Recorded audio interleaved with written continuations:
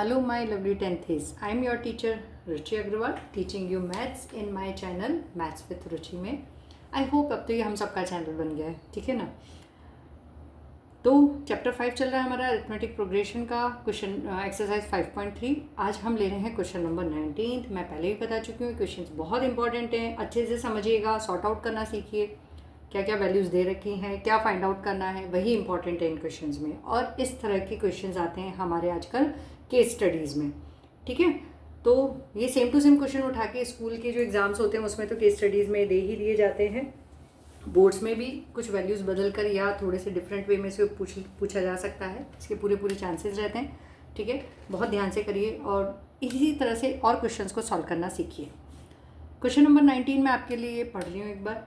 200 logs are stacked in the following manner. Logs होते हैं लकड़ी के बड़े बड़े टुकड़े, ठीक है. जो 200 लॉग्स हैं उनको किस तरह से स्टैक्ड किया गया है, यानी एक के स्टैक्ड का मतलब होता है एक के ऊपर एक अरेंज करना. 20 लॉग्स इन बॉटम रोज. वो बॉटम रो जो लास्ट रो है, बॉटम रो, उसमें 20 लॉग्स रखे हैं, ठीक है. ये है लास्ट रोज बॉटम रो. उसके ऊपर की रो में रखे हैं 19 लॉग्स. उसके ऊपर की रो में रखे हैं 18 लॉग्स एंड सो ऑन, ठीक है. तो how many rows are the 200 logs placed. तो सबसे पहले तो आपको क्या पता लगाना है, एन. कितनी रोज में 200 लॉग्स आएंगे, ठीक है. And how many logs are in the top row, यानी ए एन. टॉप रो कौन सी हो जाएगी, nth रो हो जाएगी, उसमें कितने लॉग्स होंगे ये हमें पता लगाना है. तो साहब हमें दे क्या रखा है, हमें क्या दिया है, हमें दे रखा है एक तो कि जो एस एन दे रखा है 200 लॉग्स, यानी वो एस एन हो गया, ये 200 दे रखा है. उसके बाद 20 logs in the bottom row, उसे हम ए ले सकते हैं. तो ए हमें दे रखा है, ए इज इक्वल टू 20 लॉग्स. फिर डी कि भाई 20 है, फिर 19 लॉग्स हैं, तो डी हम निकाल सकते हैं 19 माइनस 20 से, दैट इज़ -1, ठीक है. तो अब हमें एल नहीं दे रखा, तो ए प्लस एल वाला फॉर्मूला हम अप्लाई नहीं कर सकते, हम सिंपल फॉर्मूला अप्लाई करेंगे, ठीक है. एस एन दे रखा है, एन की वैल्यू निकालनी है, ए दे दिया है और डी दे रखा है, तो बहुत आसान है इसे सिंपल फार्मूला यूज़ कर निकालना, ठीक है. तो एस एन का फॉर्मूला हम एक बार लिख लेते हैं. S N is equal to N by 2 2a plus N minus 1 whole D. S N जो है वो है 200 is equal to N, find out करना है एन बाई 2 और 2 into A is 20 plus N minus 1. N नहीं दे रखा इसलिए एज इट इज़ हमने ले लिया और डी की वैल्यू हो गई -1, ठीक है. अब देखिए 2 को हम इधर ट्रांसपोज कर देते हैं तो ये हो जाएगा 200 into 2 is equal to N, right. यहाँ पे कुछ भी कॉमन नहीं आ रहा इसलिए मैंने इसे डायरेक्टली यहाँ पे ट्रांसपोज कर दिया. यहाँ पे हमें मिला 2 2 जा 4 40 प्लस -1 इंटू -1 +1 हो जाएगा और n इंटू -1 ये हो गया -n, ठीक है. तो इसे हम लिखेंगे 400 is equal to n 41 minus n. अब n को इससे मल्टीप्लाई कर देंगे तो हमें मिलेगा 400 is equal to 41n minus n square, ठीक है. अब हम जानते हैं हमेशा n स्क्वायर हमें प्लस में रखना चाहिए, तो इन दोनों टर्म्स को हम शिफ्ट कर देंगे, ट्रांसपोज कर देंगे, तो हमें जो मिलेगा, हमें मिलेगा n square minus 41n.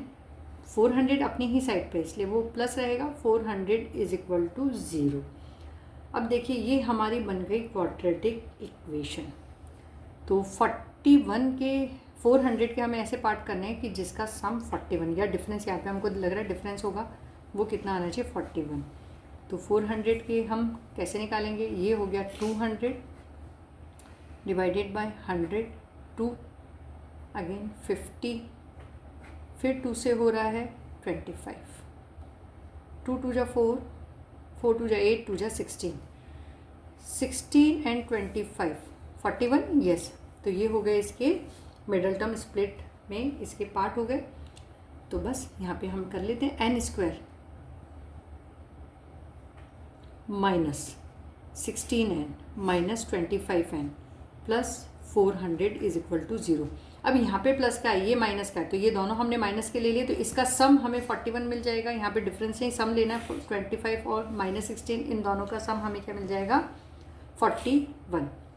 Now common from this one and common from this one, इसमें से हम कॉमन लेंगे n, क्या बचा n माइनस 16. अब माइनस साइन, यहाँ पे जो साइन है वही हम ले लेंगे. 400 को अगर 25 से डिवाइड करें तो हमें पता है 16 ही मिल रहा है, तो 25 को हमने एज इट इज़ ले लिया.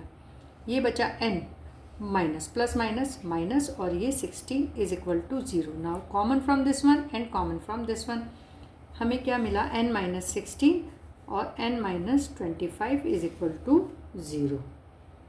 ठीक है, तो अब हमारे पास में दो वैल्यूज़ आ गई, या तो n इज इक्वल टू क्या हो जाएगा 16 या n इज इक्वल टू हो जाएगा 25, राइट. तो अब हम ये दोनों वैल्यूज़ रखकर निकाल लेंगे. अब हमें ये दोनों वैल्यूज़ पुट कर निकालना पड़ेगा, क्योंकि अब या तो अगर हमारे पास में इसमें से कोई एक वैल्यू माइनस में आती तो हम उस तरह से कह सकते थे कि भाई ये वैल्यू नहीं होगी. अब हमें क्या चेक करना पड़ेगा, हमें ए एन बताना है. ठीक है, तो अब हमें n किस हिसाब से हम चूज़ करेंगे. ए एन जो है देखो कभी भी लॉग्स नेगेटिव नंबर्स में नहीं होंगे. ठीक है, अब हम चेक करते हैं किसके साथ में पॉजिटिव नंबर में आ रहा है. अगर दोनों में पॉजिटिव नंबर में आ रहा है तो मतलब दोनों पॉसिबिलिटीज़ हैं, और अगर किसी एक में ए एन पॉजिटिव नंबर में आ रहा है तो वो एक पॉसिबिलिटी है. ठीक है, तो when n is equal to 16. ठीक है, तो ए एन का फॉर्मूला एक बार हम दे देते हैं. ए एन क्या हो जाएगा, A N is equal to A plus N minus 1 whole D. तो A16 विल बी, A हमारे पास में कितना है 20 प्लस n16 लिया हमने, तो इस n माइनस 16 माइनस 1 15 और D है माइनस 1. तो A16 क्या हो जाएगा 20 माइनस 15, तो A16 हमें मिला है 5. ठीक है, दूसरा when n is equal to 25, तो A25 इज इक्वल टू हो जाएगा A तो 20 है plus n minus 1, 25 minus 1 that is 24 minus 1. ये देखो ये हमारा नेगेटिव में आ रहा है, plus minus minus 24, A N is equal to minus 4. तो अब नंबर ऑफ लॉग्स नेगेटिव हो ही नहीं सकते, तो हमारा आंसर क्या हो गया दिस 2. ठीक है, तो आंसर में हम क्या लिखेंगे, नंबर ऑफ रोज हो गई, number of rows is equal to 16 and number of logs in 16th row will be 5. ठीक है, तो ये क्वेश्चन आपको इस तरह से सॉल्व करना है. ये भी एक इम्पॉर्टेंट क्वेश्चन है और इसे सॉल्व करने का तरीका भी इम्पॉर्टेंट है. अब हम करेंगे इसके बाद question number 20.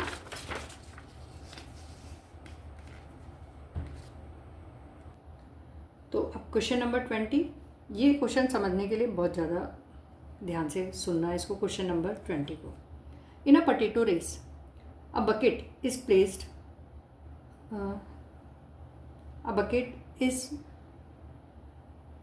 at the starting point. ठीक है, ये स्टार्टिंग पॉइंट पे यहाँ पे बकेट रखी है which is 5 metre from the first potato. First potato और बकेट के बीच का डिस्टेंस है 5 मीटर. ठीक है, and the other potatoes are place 3 metre apart in a straight line. बाकी के जो पटेटोज हैं वो 3 मीटर के डिस्टेंस पे रखे हुए हैं सारे. There are 10 potatoes in the line. तो n कितना है हमारे पास में 10. ठीक है, इस एक लाइन में 10 पटेटोज रखें. अब कंपटीटर, अब इसमें गेम किस तरह से चल रहा है वो उसे आप वर्ड्स की फॉर्म में समझिए. बाकी तो आपको पता है कि भाई कि यहाँ पे पटेटो पड़े हैं, तो जो भी कंपटीटर है यहाँ से स्टार्ट करेगा, इधर पटेटो उठाएगा, फिर वापस इस बकेट में ला के डालना है. देन ही और she has to run, second potato पे जाना है, उसे उठाना है और इस बकेट में डालना है. देन नेक्स्ट ही और शी हैज़ टू रन, इसे पटेटो को उठाना है, वापस से इसमें जाना है, डालना है. ठीक है, तो अब इसे वर्ड्स में कैसे एक्सप्रेस किया है. A competitor start from the bucket, picks up the nearest potato, runs back with it and drop it in the bucket, run back to pick up the next potato, runs to the bucket to drop in it, and she continues in the same way until all the potatoes are in the bucket. What is the total distance the competitor has to run? Total distance competitor ने कितना travel किया है वो आपको बताना है. That means हमें बताना है S10 कितना है. अब आप देखिए इस बकेट से फर्स्ट पटेटो का डिस्टेंस 5 मीटर हुआ, सेकेंड पटेटो का डिस्टेंस 5 + 3 8 मीटर हुआ, थर्ड का डिस्टेंस हुआ 8 + 3 11 मीटर, फोर्थ पटेटो का हुआ 14 मीटर एंड सो ऑन. लेकिन जो कंपटीटर को रन करना है फर्स्ट स्टार्टिंग पॉइंट से फर्स्ट पोटैटो तक जाना है और उसे ड्रॉप करना है। उसमें जो उसे डिस्टेंस ट्रैवल करना है वो हुआ 10 मीटर। फिर सेकंड को लेने जाएगा, फिर वापस पहले पोटैटो तक जाएगा and then return to the bucket. कितना डिस्टेंस ट्रैवल किया? 16 मीटर का, सेकंड पोटैटो को लेने से लेकर ड्रॉप करने तक। देन अगेन थर्ड पोटैटो को लेने के लिए 11 मीटर और उसे ड्रॉप करने के लिए अगेन 11 मीटर, तो टोटल 22 मीटर। तो अब देखिए कि टोटल डिस्टेंस ट्रैवल, ठीक है, for potatoes is 10, 16, 22 and 28, not this one. इसका डबल ट्रैवल किया है ये। This is the distance of potato और this is the distance travelled by the competitor, ठीक है। तो यहाँ पे हम लिखेंगे distance travelled by the competitor is 10, 16, 22, 28। ये सिर्फ आपको समझाने के लिए था। इसे मैं दोबारा नीचे लिख देती हूँ, 10, 16, 22, 28 टिल 10th पोटैटो, ठीक है। तो लो ये AP बन गया हमारा, 16 माइनस 10 6, 22 माइनस 16 6, ठीक है। तो अब हमें इससे क्या मिल गया? ये AP हो गया हमारा, तो A is 10, D is 16 minus 10 that is 6 और N हमें 10 दे रखा है। तो S10 का फॉर्मूला लगाकर हम इसे सॉल्व कर सकते हैं। तो SN का फॉर्मूला हमने एक बार लिख लेना है, SN is equal to N/2 2A plus N-1 whole D। देखो इसको सिर्फ समझना, इस प्रॉब्लम को समझना ही इम्पॉर्टेंट है, बाकी इसके सॉल्यूशन में कुछ भी नहीं है, राइट। तो S10 is equal to 10/2 2 multiplied by 5 plus N-1, तो ये हो जाएगा 10-1 दैट इज़ 9 और D इज़ 6। 10 को 2 से डिवाइड करेंगे वी विल गेट 5, 5 इंटू 5 2 जा 10 प्लस 9 6 जा 54, राइट। तो 5 मल्टीप्लाइड बाई 54 प्लस 10 इज 64, ठीक है। 54 प्लस 10 इज 64, राइट। और 64 into I am sorry A is 10 not 5, यहाँ पे मेरी मिस्टेक हो गई है। तो ये हो जाएगा 20 और 20 plus 54 will be 74। 5 into 20 plus 54 is 74, ठीक है। तो 5 4 जा 20 कैरी 2 7 5 जा 35 35 प्लस 2 37, ठीक है। तो टोटल कितना कंपटीटर ने कितना रन किया? 370 मीटर, ठीक है। तो कंपटीटर का जो टोटल रन है, total run by the competitor is 370 metre, ठीक है। तो that is your answer and this is all about this chapter, chapter number 5। बहुत अच्छे से प्रैक्टिस करिए, बहुत इंटरेस्टिंग चैप्टर है और रियली एन ईजी वन। तो आप इसे प्रैक्टिस करिए और फिर आप इसकी एक्स्ट्रा क्वेश्चंस ज़रूर करिएगा, क्योंकि इसमें से जो एक्स्ट्रा क्वेश्चंस हैं RS में से करिए, RD में से करिए। आई सजेस्ट RS अग्रवाल, ठीक है, क्योंकि वो प्रॉब्लम्स बहुत पूछी जाती हैं। केस स्टडी में इसकी प्रॉब्लम अगर आती हैं तो इस तरह के क्वेश्चंस आएंगे, राइट। और आपको इसके लिए और भी बहुत सारे क्वेश्चन प्रैक्टिस करने पड़ेंगे, जिससे कि आपको इसमें एक फ्लुएंसी, आपको understanding of the question develop हो जाए, सॉल्व कैसे करना है, क्या फाइंड आउट करना है। अभी हमने देखा कुछ क्वेश्चंस में थोड़ा सा कन्फ्यूजिंग लग रहा था कि क्या फाइंड आउट करना है, तो वो सारे जो कंडीशन है, वो सारी जो सिचुएशन है आपकी सॉर्ट आउट हो जाए, आपको समझ में आने लगे, ठीक है। तो इसलिए आप इसकी एक्स्ट्रा क्वेश्चन प्रैक्टिस करिए, जहाँ पे भी आप अटकते हैं। I am there for help you all, ठीक है।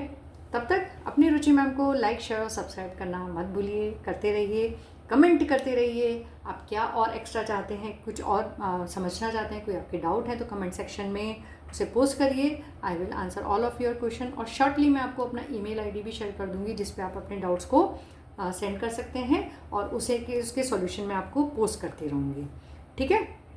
मिलते हैं अब नए चैप्टर के साथ में। Till then bye everyone. No, अभी नए चैप्टर नहीं, इसकी जो एक्स्ट्रा एक्सरसाइज है वो भी हमें करनी है, वो बहुत इंपॉर्टेंट है एग्जामिनेशन पॉइंट ऑफ व्यू से। तो अब हम इसकी लेंगे नेक्स्ट एक्सरसाइज, जो कि एक्चुअली आपकी कंपलसरी नहीं है करने की, आपको उसमें बुक में ऐसा लिखा है, लेकिन उस पर बेस्ड क्वेश्चंस कुछ कुछ कभी कभी बोर्ड्स में पूछते हैं, तो इसकी जो ऑप्शनल एक्सरसाइज है वो भी हम सॉल्व करेंगे। ठीक है, till then bye bye everyone.